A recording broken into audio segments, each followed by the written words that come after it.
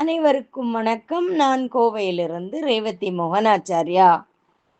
அனைவருக்கும் இனிய அன்னையர் தின நல்வாழ்த்துக்கள். இன்றைய தினம் நாம் கேட்கப் போவது சுவாமிஜி தேஜமயானந்தாஜி சின்மயா மிஷன் அவர்களால் எழுதப்பட்ட மாத்ருஸ்தவம்.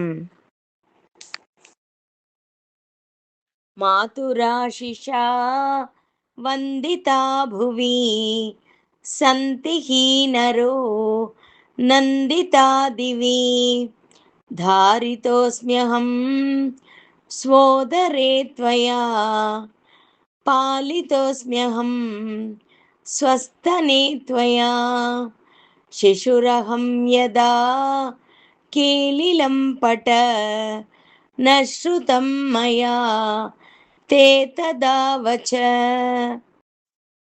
शिक्षणे मम न च कदा रुचि सा त्वया कृता वर्धिता मति बालवर्धनं कष्टदायकं मन्यसे तु तत् हर्षकारणं रोगपीडितो यत्कदाप्यहं सेवसे तदा मामहर्निशम्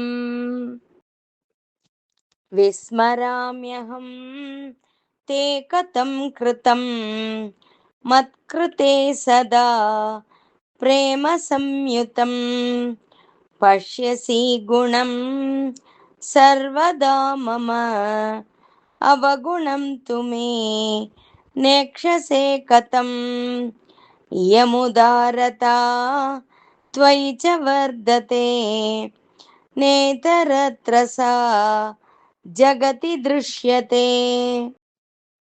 दुर्लभा नहि बान्धवा भुवि जननि दुर्लभा त्वत्समा अयि मातृदेवो यत् भवश्रुतं मया भावयाम्यहं तच्च सर्वदा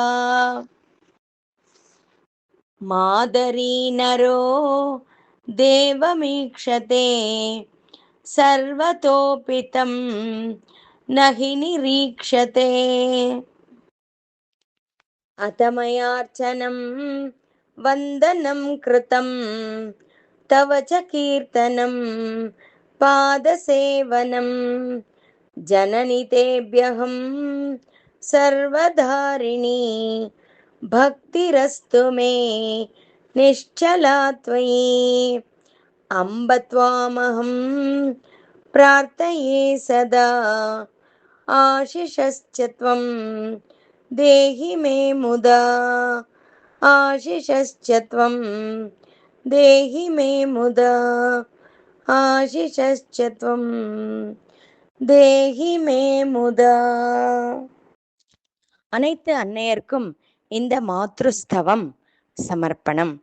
நமது சுவாமிஜி ஒரு தாய் எவ்வளவு தியாகங்களை செய்து ஒரு குழந்தையை வளர்த்தெடுக்கிறாள் என்பதை விரிவாக கூறியிருக்கிறார்கள். சுவாமிஜி அவர்களுக்கு அனந்த கோட்டி நமஸ்காரங்களும் நன்றிகளும். சுபம் சுபம் சுபம்.